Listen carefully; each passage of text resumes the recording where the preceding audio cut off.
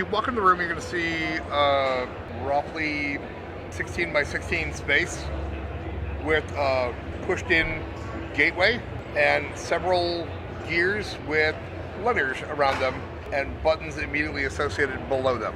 Scroll on the wall reads that you're trying to make a circuit and you're looking for the favorite weapon of Drow kidnappers.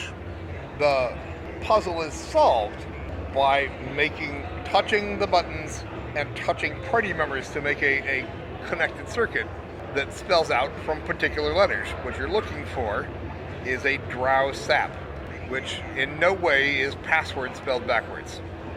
It's enjoyed a surprisingly low solve rate, actually, for a Room 1 puzzle. Not bad, but normally a solve rate for a Room 1 puzzle would still be in the 70-80% range. This one is probably floated in the 50%, except for groups that have come through more than once.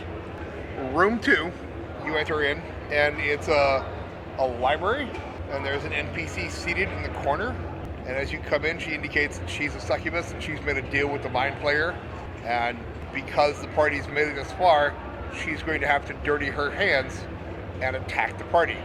Generally speaking, it's random combat, except for the fact that she's airborne, making the party's ability to target her difficult. She would throw bombs down, which would damage the entire party, but with relatively mundane fire for those that had resistance for that particular element. Room 3 is the first of the rooms in which we see a difference from combat and puzzle side. So, in Room 3 combat, the name of the room is called the repair table. The party comes in, relatively large square room, table on one side with two very large and obvious hands on it. There's an outline of a body and a note on the wall that says that by activating the machine, it will remove the spell that prevents anything in the room from leaving. So, logically, one of the party members will lay on it, which will find them paralyzed as the machine begins to animate and attack everything else in the room, the rest of the party. They have to slide because it is a mechanical device, it is a construct, which takes out things like sneak attacks unless the party is equipped to do sneak attacks on constructs. But again, largely speaking, a straight up fight, except for the fact that they're shooting at the box their friend is lying on top of. Now, can you hurt your own party member if you land on it? No. Before we switch, the one thing that Room 3 has in common on both sides, including the combat side, is there is a single scroll on the wall, kind of off to the side, that says, today's password is. The end word on that scroll is not static. It changes from day to day, but it's a clue to a later portion of the dungeon. So, on the puzzle side, when players enter in, they're going to see a large table divided up into 5 sides, each side separated by a wall with a sphere in the middle and a series of magic runes on the outside with focus and some large movable stones. And as they look, there's a rotating diagram that will flash in and then flash out on the table. On the wall, there's a complicated chart that talks about what things are attracted to what elements or creatures correspond to these or those things. And a vigilant player may notice that the mentions on the chart correspond to the titles on the large stones they have to move, some of them being black and some of them being silver.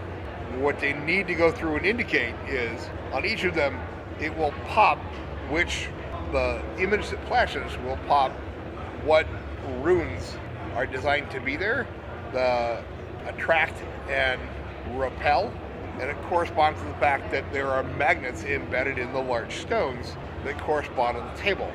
The real difficulty is, because all magnets will attract equally or repel equally, you then also have to sort out which one goes where. There are, I believe, 2 of them that are interchangeable, and you have to get those in the correct spot based on the other information on the table.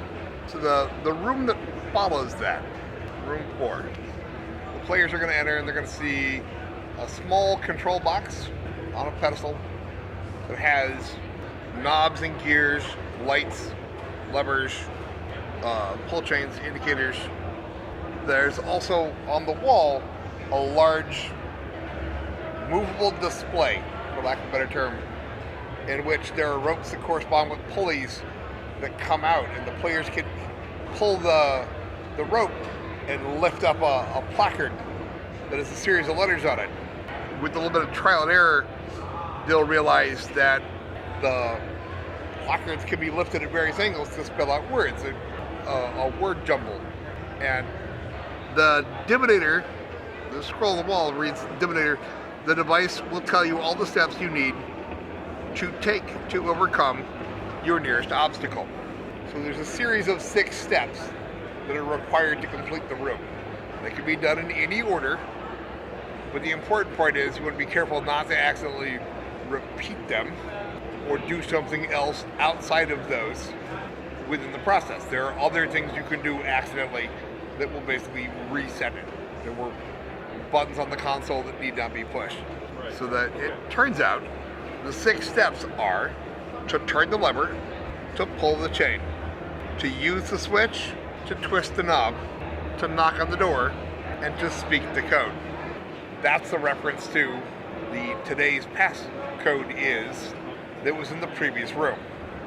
So again, the solution to that room becomes a mutable thing that requires you to pay attention each time you go through the dungeon, rather than, oh, I remember this from yesterday, because yesterday's password will no longer work. So, room 5 is the other one in which we have a separation between combat and puzzle. On the combat side, the players are going to enter in and see a large room, a raised pedestal or dais on one side, and a chained figure on top of it. Chained figure indicates that he is a fallen angel and that his life has been forfeit, and tries to convey to them what they need to do to accomplish the rest of the mission to stop the Mind Flayer and his ilk, and then is controlled and begins enraged and attacking the party. As an outsider, he tends to shoot primarily for divine-oriented persons in the party. Clerics, paladins, to a lesser extent monks, but those are favored targets. The puzzle side is a wide room that in the corner has a boxed off area with a hexagonal floor. It is protected by a force field, and after some searching, the players will notice a pedestal that emits a small beam of light.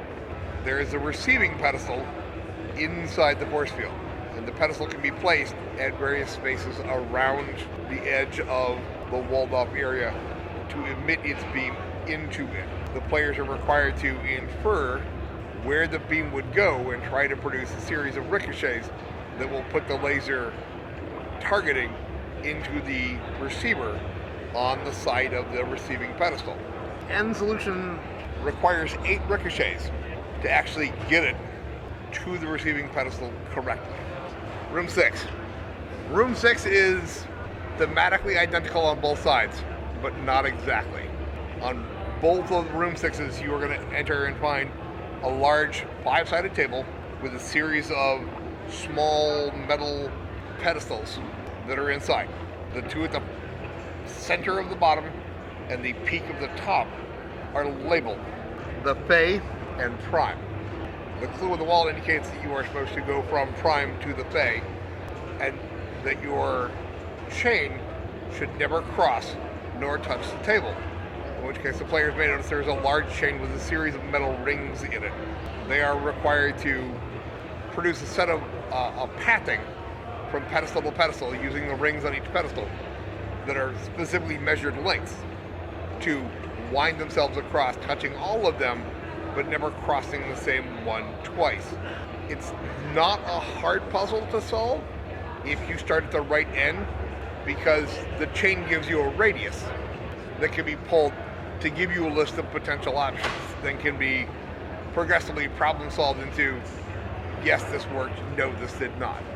It is not the same layout in both rooms, which has caused some confusion because players will remember or cite it was like this or like that when I ran on the other side, but that's not, it's not accurate side to side. You take damage if the chain hits the table. I believe that's the only thing that can damage you in the room, is that if the chain touches the table. So the table being 6 or so foot across, it requires some teamwork to lean across when you're doing some of the longer spans and spins to make certain that it in fact doesn't. Room 7 is a personal favorite of mine because it harkens back to my first original time in True Dungeon. Because the last time when I started, I was driving the last Beholder that we had. So I was really, really pleased to see that they brought a Beholder back this year. These being noticeably larger than the last one we had. The players are going to enter the room as they were told they were trying to activate a gateway, and they should grab a return stone from the balcony on the other side. After they've solved room 6 and they step onto the balcony, the Beholder then appears and begins attacking them. This is a particularly challenging combat in that, to simplify things, we broke the entire party chart down into 3 blocks. So there's a rotating group of 4 each time that is going to be affected by the Beholder's anti-magic ray, which is both a blessing and a curse in this case.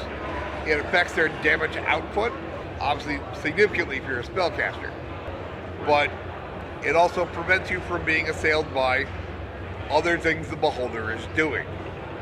The other characters are going to be affected by a static set of attacks, and we have that all laid out on a chart on the wall, so if players wish to, they literally can see what's going to happen. We also did a truncated save in that one party member will roll a die, and that number will stand for the roll for everyone in the group. Obviously still modified by your individual stats, your save modifiers, but it saves a load of time rather than having each party member roll and have to recalculate, to have one person roll and go, these people made it, these people did not. Very simple, very easy line. Some players were a little bit frustrated with that, but most of them understood the need to speed things up. It is an impressive fight, and it is a beautiful prop. So